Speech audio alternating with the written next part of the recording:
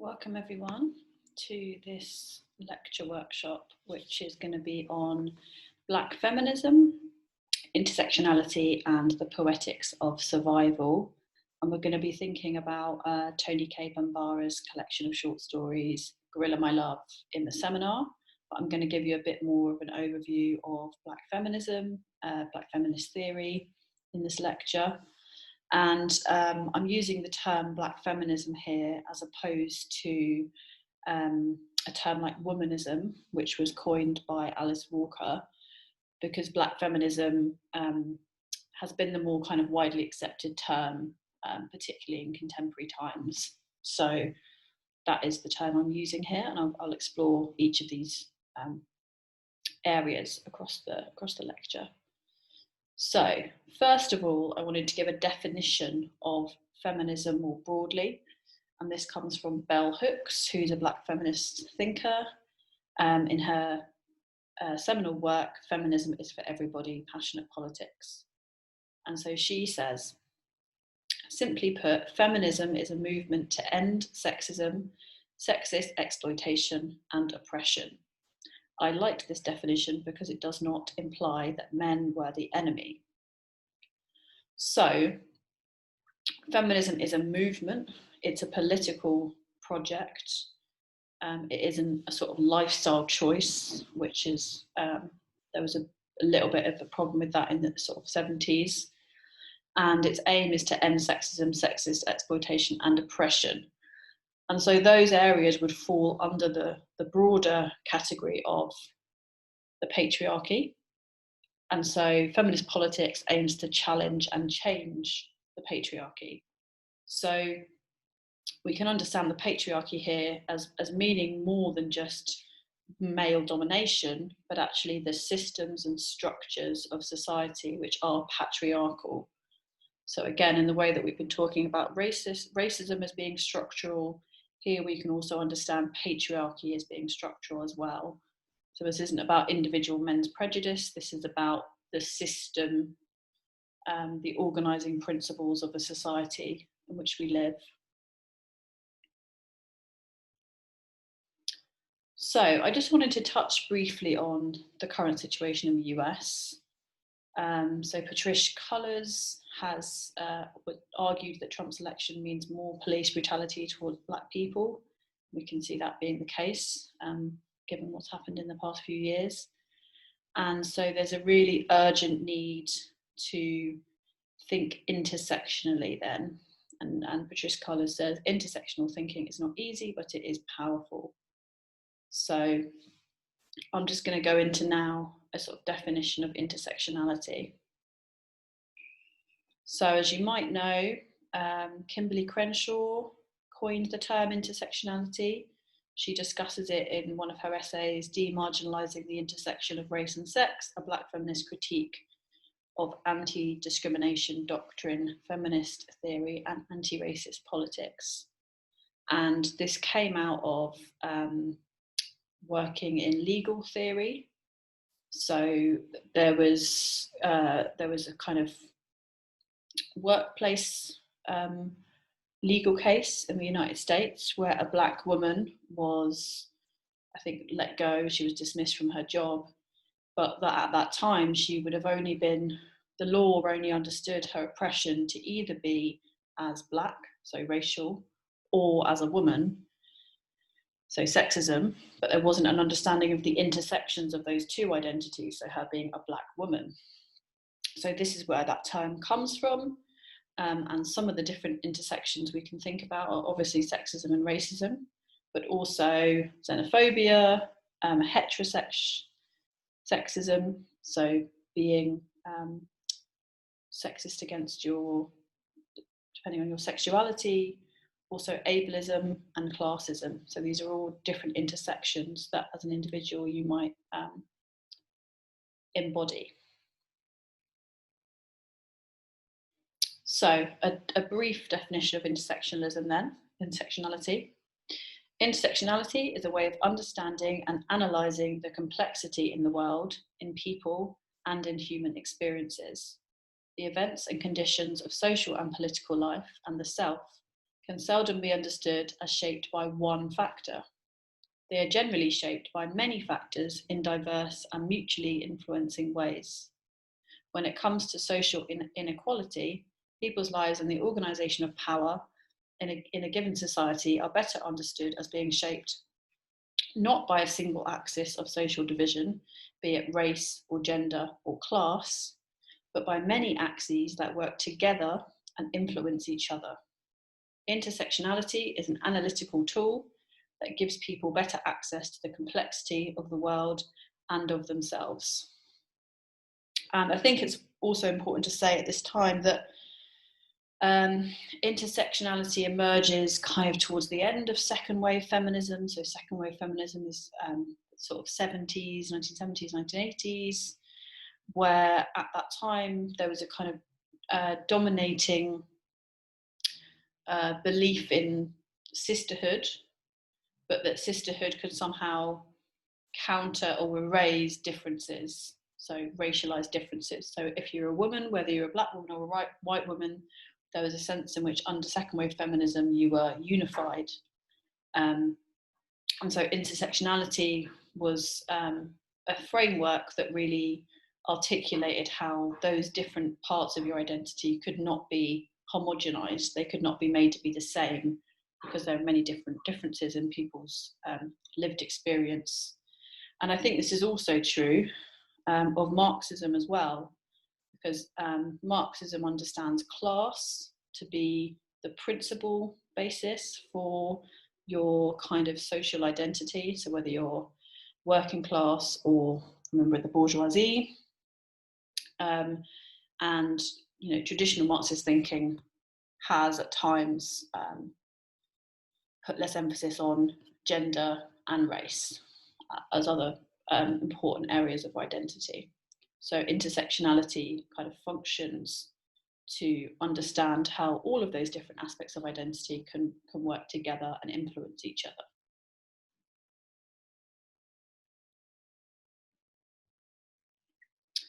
So you might remember that in January 2017, there were global women's marches against President Trump. And these were quite often populated in Western countries by a lot of white women, alongside obviously women of colour. And so I think this is an interesting placard that says, "Nice white ladies, will we see you at the next Black Lives Matter march, right?" Which indicates the principles of intersectionality. So white women have more privilege, so they need to use that privilege in order to fight for fight against racism, as well as fighting for their own forms of oppression through sexism. So it's kind of critiquing that sense of white bourgeois feminism that still exists. And this, just another quote from Jamila Lemieux, "Why I'm skipping the Women's March on Washington." And she says, "I'm really tired of black and brown women routinely being tasked with fixing white folks' messes. I'm tired of being the moral compass of the United States. I'd like to see 1 million white women march to the grave of Harriet Tubman, who's a former slave, Sojourner Truth, or Audre Lorde." So there's quite a searing critique here of white women only coming out when the issue directly affects them. But where are they when there's issues of homophobia or racism or ableism?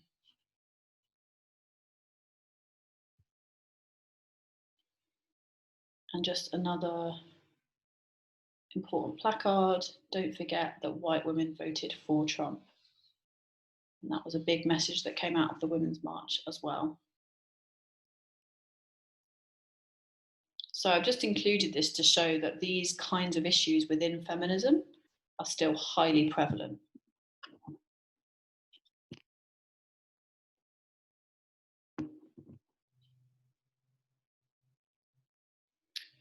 And then another quotation from Zeba Blay, "Why I had mixed emotions about the Women's March. Black women are entitled to our anger and frustration. We're entitled to call out white women even as we join them in protest. The march was an encouraging beginning, perhaps even a cathartic one, but there's real work to do. But the work but the work won't get done if we don't, as a collective, support each other in all our struggles, not just the ones that are trending.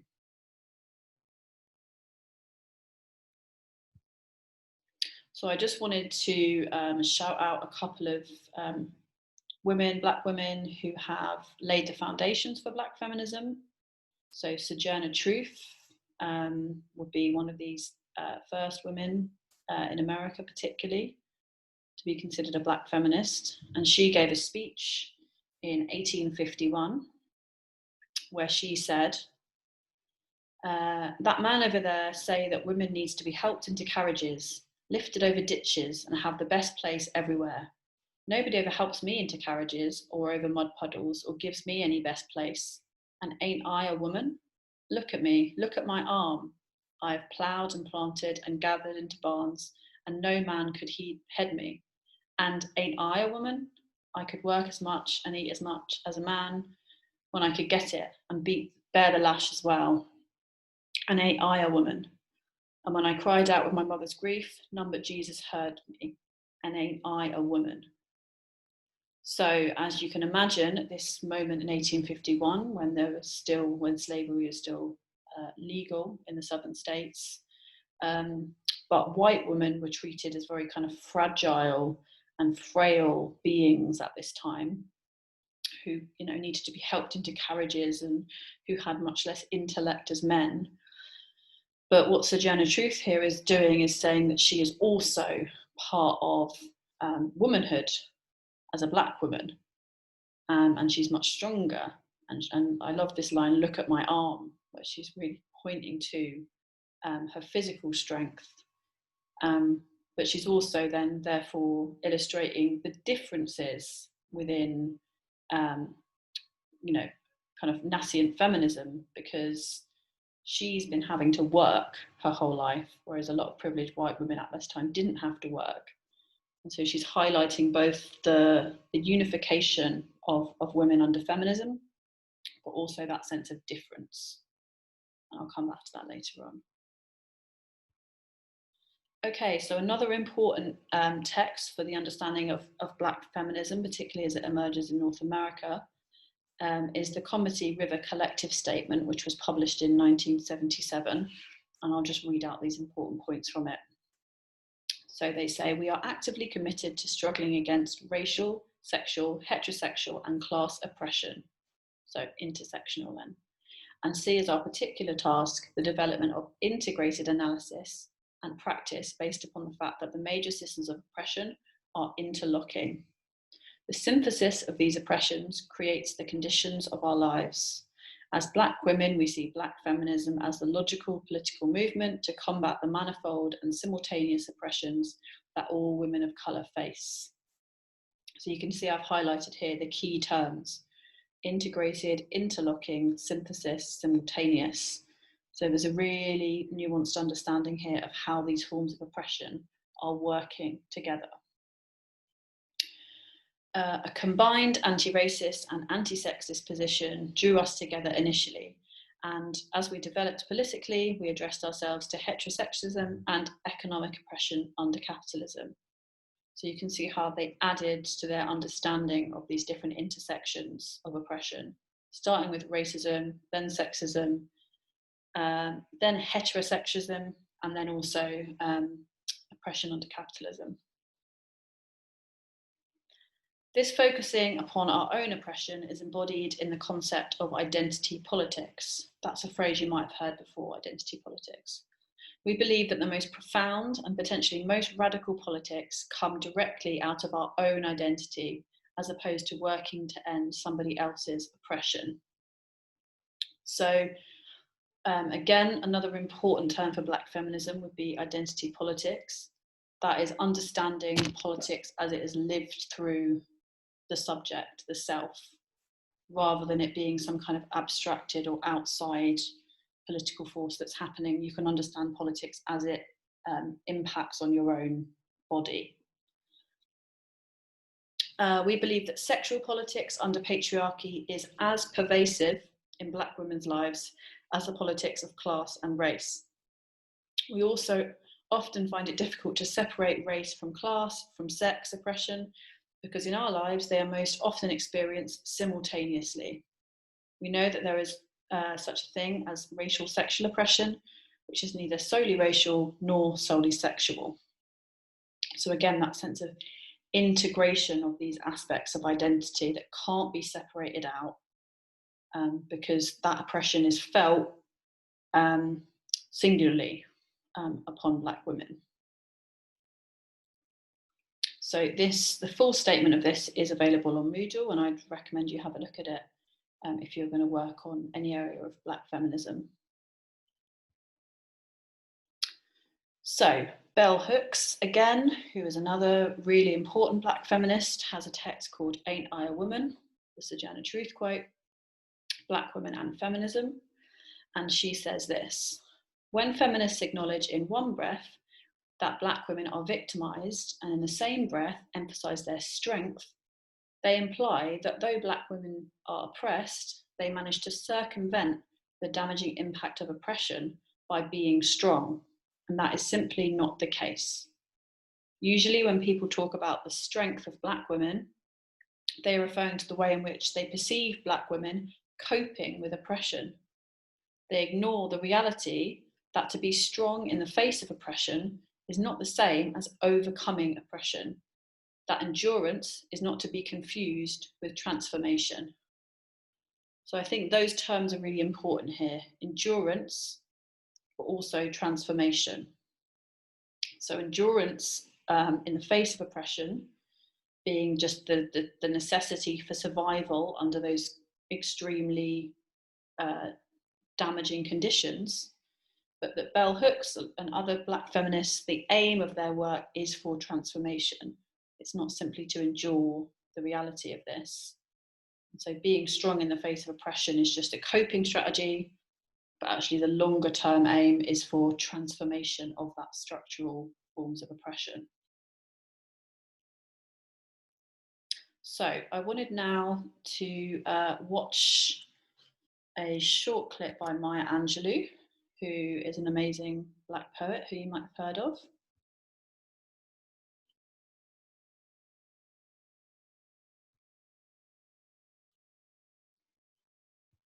And this poem is called We Wear the Mask. I have written a poem for a woman who rides a bus in New York City. She's a maid. She has 2 shopping bags. When the bus stops abruptly, she laughs.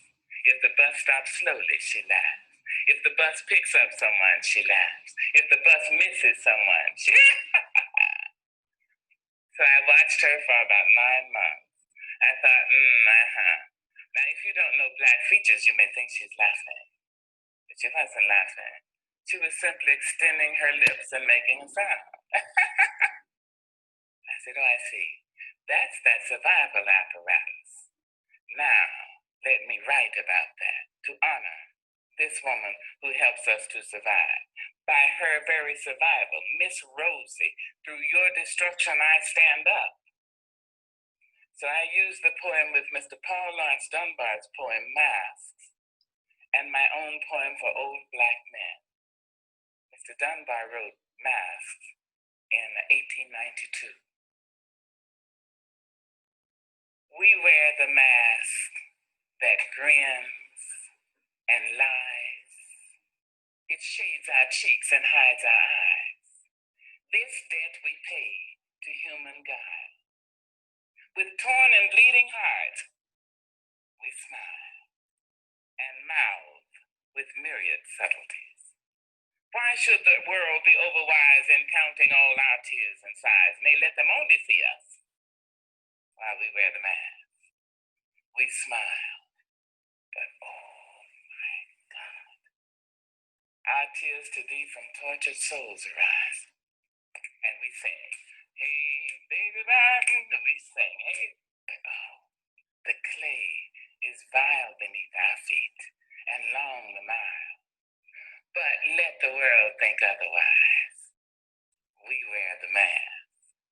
When I think about myself, I almost laugh myself to death. My life has been one great big joke, a dance that's walked, a song was spoke. I laugh so hard, I almost choke when I think about myself. 70 years in these folks' world. The child I works for calls me girl. I say, yes, ma'am, for working's sake. I'm too proud to bend and too poor to break. So I laugh until my stomach ache when I think about myself. My folks can make me split my side. I laugh so hard, I nearly died. The tales they tell sound just like lying. They grow the fruit, but eat the rind. I laugh until I start to cry when I think about myself and my folks and the little children. My fathers sit on benches. Their flesh count every plank.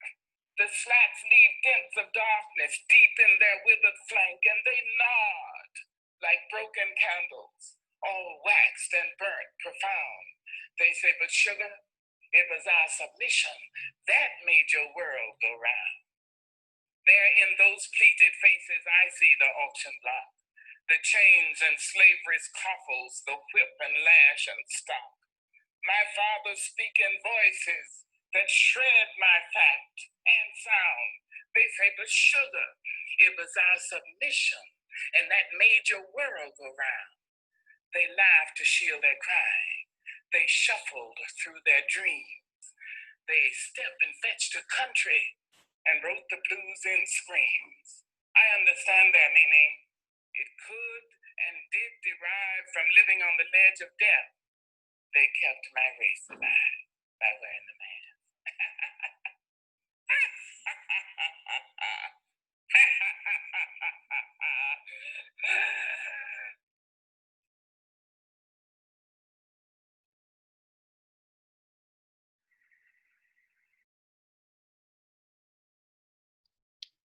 Okay, so really powerful performance by Maya Angelou there. We could think more about performance and tone in relation to Black feminism too.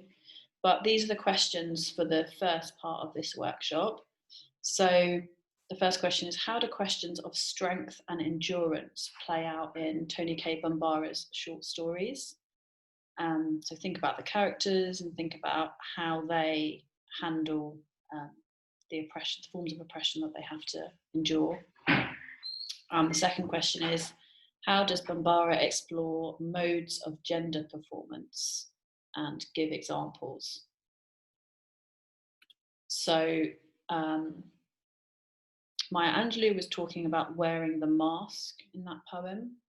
So I'm interested in forms and modes of performance. And Bambara is a little bit more subtle with these, but I think if you look at the different articulations and utterances by some of the characters, you can see how they're having to perform different kind of gender roles and also maybe racialized roles as well. So if you can have a think about those questions.